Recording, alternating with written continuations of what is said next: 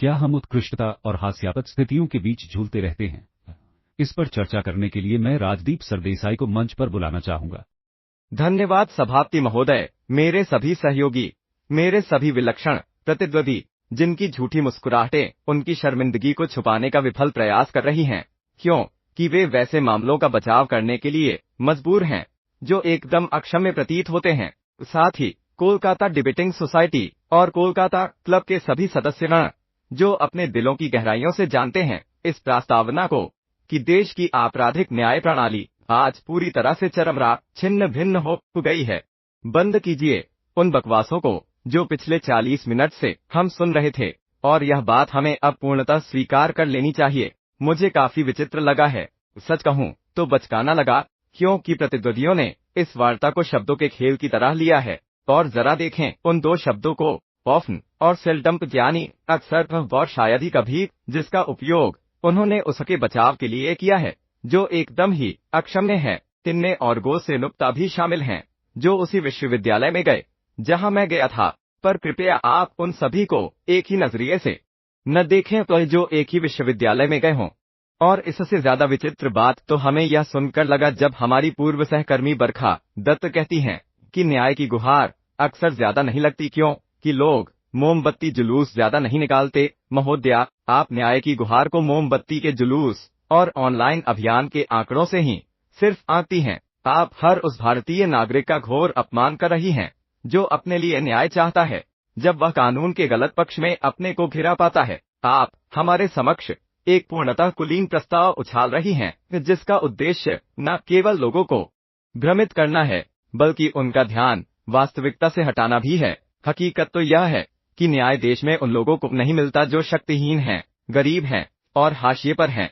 मुख्य बात यह है कि जिन लोगों का प्रभुत्व और पहुंच इस व्यवस्था पर है, विलक्षण न्यायाधीशगण भी जिनके भाग हैं, सिर्फ वही लोग आज इस देश में न्याय पाते हैं। और इस बात को हमें स्वीकार कर लेनी चाहिए, ईमानदारी से स्वीकार कर लेनी चाहिए। यहाँ मैं आज प्रतिष्ठित न्यायविदों और वकीलों की सभा में हूँ, इसलिए जो भी यहाँ बोलूंगा उस समय थोड़ी सावधानी बरतूंगा। पर आज यहाँ मैं कहना चाहता हूँ, दो शहरों की कहानियों से तो नहीं, पर हाँ दो पत्रकारों की कहानियों से, जिससे आपको समझ में आ जाएगा कि यह देश कैसे काम कर रहा है। अक्टूबर या शायद नवंबर 2020 को सुप्रीम कोर्ट की अवकाश पीठ प्रतिष्ठित पूर्व न्यायाधीश डी.वाई. चंद्रचूड़ की अध्यक्षता में शनिवार को बैठी, क्योंकि महाराष्ट्र सरकार ने मेरे एक पूर्व सहकर्मी अर्नब गोस्वामी को गिरफ्तार कर लिया था आत्महत्या के लिए उकसाने के इल्जाम पर, जो इल्जाम मेरी नजर से भी गलत था। पूरे 6 दिन उन्होंने जेल में बिताए। अदालत को शनिवार के दिन खोला गया ताकि व्यक्तिगत स्वतंत्रता का संवैधानिक अधिकार श्री गोस्वामी को शीघ्र मिल सके। उस वक्त श्री चंद्रचूड़ ने व्यक्तिगत स्वतंत्रता की बात की थी तो श्री गोस्वामी ने न्याय की गुहार सही ही की थी, जैसा कि हर नागरिक करता है, और अदालत ने उन्हें जमानत देकर स्वतंत्रता प्रदान की। मैं भी यही कहूंगा कि अदालत ने बहुत अच्छा काम किया। और अब हम अपनी नजर एक दूसरे पत्रकार सिद्दीकी कप्पन के मामले पर ले जाते हैं। उन्हें भी 1 महीने पहले अक्टूबर 2020 में गिरफ्तार किया गया जब वे एक 19 वर्षीय दलित लड़की के सामूहिक और उसकी मौत की रिपोर्ट के सिलसिले में हाथरस जा रहे थे। गिरफ्तारी के वक्त वे एक मलयालम न्यूज पोर्टल के लिए काम कर रहे थे और Kerala union of working journalists के सचिव भी थे। उन्हें यूटेक पी और पी के 2 आरोपों के तहत गिरफ्तार किया गया था, पर यूटेक पी मामले में उन्हें जमानत सितंबर 2022 को ही मिल पाई और वे अंततः फरवरी 2023 में जमानत पर रिहा हुए, मूल गिरफ्तारी के 2 साल से भी अधिक समय के बाद। आज मैं इस सम्मानित सदन से पूछता हूं कि क्या अंतर है अर्नब गोस्वामी और सिद्दीकी कप्पन के बीच, तो जिन दोनों ने और जिनके परिवारों ने भी न्याय की मांग करते हुए अदालतों का दरवाजा खटखटाया था। सीधे शब्दों में कहें तो श्री गोस्वामी एक जाने पहचाने चेहरे हैं, प्राइम टाइम न्यूज के एक सेलिब्रिटी एंकर हैं, पर श्री कप्पन एक अज्ञात पत्रकार थे जो अपनी गुमनामी से और साथ ही अपने नाम की धार्मिक पहचान से भी बोझिल थे, जिसे मैं आज खुलकर कह सकता हूं। तो मित्रों, यही है आज हमारी अदालतों की वास्तविकता, जिनमें हमारे वो न्यायाधीश भी शामिल हैं जो बड़े जोशोखरोश से स्वतंत्रता और आजादी की बड़ी बड़ी बातें करते हैं। आज मैं मेरे दोस्त आपसे पूछता हूं कि क्या पब्लिक सेफ्टी एक्ट के तहत गिरफ्तार किए गए कश्मीरियों को न्याय मिल रहा है? यह एक कठोर निवारक निरोध कानून है जिसके तहत लोगों को बिना किसी आरोप या मुकदमे के गिरफ्तार करके 2 साल तक जेलों में रखा जा सकता है। क्या आप मुझे यह बताना चाह रहे हैं कि उनके परिवार के सदस्यों ने उनके लिए न्याय की मांग नहीं कर रहे हैं? वास्तविकता तो यह है कि न्याय उन्हें नहीं मिल रहा है। मैं फिर आपसे पूछता हूं कि क्या फादर स्टेन स्वामी को वास्तव में न्याय मिला?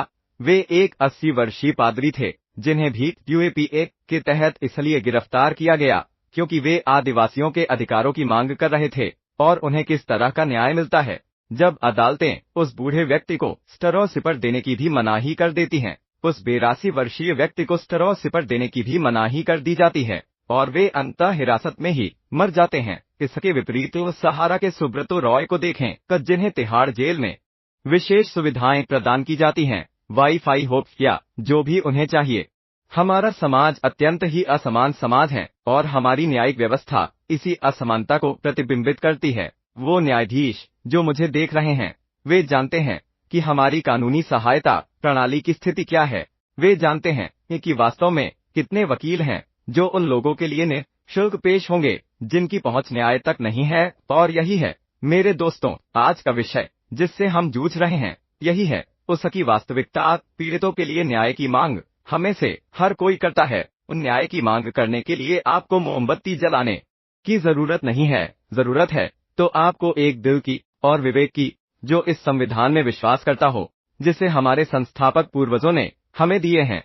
और अगर आप ऐसे हैं तो आपकी सर्वोपरि चाह होगी कि न्याय की पहुंच सभी को समान हो। लेकिन सच्चाई यह है कि इस राह में कई प्रवेश अवरोधक हैं और जब आप कहते हैं कि न्याय शायद ही कभी मिल पाता है, तो हमें अपना ध्यान उन अवरोधकों पर केंद्रित करना होगा। महान मार्टिन लूथर किंग ने कहा था, कहीं भी किए गए न्याय इनकार से उन न्याय की उपलब्धता सर्वत्र कम हो जाती है। आज मैं आपको एक ऐसे मामले के बारे में बताना चाहूंगा जिससे यह विवाद मेरी समझ से हमेशा के लिए सुलझ जाएगा। यह मामला एक अत्यंत ही मार्मिक मामला है। कुछ दलित कवि दिल्ली विश्वविद्यालय के प्रोफेसर ज्ञान साईं बाबा का, जिन्हें नक्सल समर्थक करार कर दिया गया था, पर जिन्होंने 8.5 साल जेल में बिताए, जिनमें से ज्यादातर समय एकांत कारावास का था। अक्टूबर 2022 में बॉम्बे हाई कोर्ट ने उन्हें बरी कर दिया और फिर काफी असाधारण रूप से सुप्रीम कोर्ट की एक विशेष बैठक शनिवार को बुलाई गई ताकि बरी किए जाने वाले हाई कोर्ट के फैसले को पलटा जा सके और उस पर रोक लगाई जा सके। प्रोफेसर ज्ञान साईं बाबा, जो 90% विकलांग थे, क्या वे समाज के लिए तने बड़े खतरे थे कि अदालत सोमवार तक भी रुकने को तैयार नहीं थी? उनके मामले की सुनवाई के लिए क्यों थी इतनी जल्दबाजी उन्हें वापस जेल भेजने की? मेरे दोस्तों, ज्ञान साईं बाबा का निधन पिछले साल हो गया। सालों तक जेल में बिताए गए समय ने उनके शरीर पर बहुत बुरा असर डाला था। क्या पक्ष में या यहाँ मौजूद कोई भी ऐसा व्यक्ति है जो यह कहता है कि न्याय की मांग? उनके परिवार ने न्याय की मांग नहीं की क्योंकि उन्होंने मोमबत्ती जलाकर प्रदर्शन नहीं किया। सच्चाई तो यह है कि उन्होंने न्याय की जबरदस्त मांग की थी, लेकिन न्याय उन्हें नहीं मिला।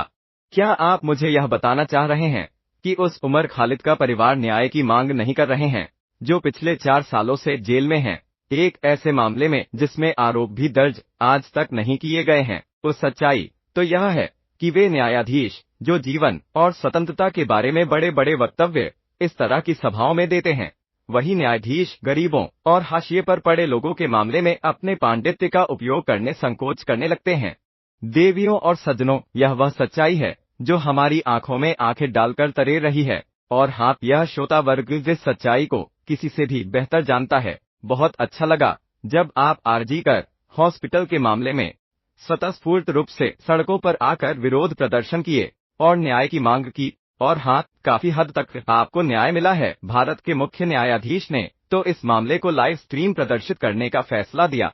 लेकिन मैं आपसे पूछता हूँ कि कल कैसे देश में, जहाँ अलग अलग हिस्सों में महिलाओं के साथ हो रहा है और हत्याएं हो रही है, कितने हमारे जज हैं ऐसे जो ऐसे मामलों का जो बहुचर्चित नहीं है लाइव प्रसारण करेंगे? और यही है मेरे दोस्तों, तो भारत की असली कहानी है। जिस तरह हमारा समाज एक घोर असमान समाज है, हमारे समाज का 70% आय आबादी के 10% को जाता है, तो कानून की पहुंच भी उसी 10% लोगों के पास ही है, शेष गरीबों और वंचितों के पास नहीं। यही कारण है कि यह प्रस्ताव वहीं पर है जहां पर आपकी अंतरात्मा है। और मैं इस महान बंगाल राज्य के और भारत के लोगों की अंतरात्मा से अपील करता हूं कि आपकी अंतरात्मा आपको सदा के लिए बताए कि हमारी आपराधिक न्याय प्रणाली एकदम टूटी हुई चरमरा गई है। नीति आयोग की रिपोर्ट में कहा गया है कि देश की सभी लंबित मामलों के निपटारे में करीब 324 साल लगेंगे। 324 साल फैक्टोरियल। तब तक तो मैं यहाँ रहूंगा नहीं। मुझे नहीं लगता कि हमें से कोई भी तब तक जीवित रहेगा, पर इस देश को तो जीवित रहना है। बहुत बहुत धन्यवाद।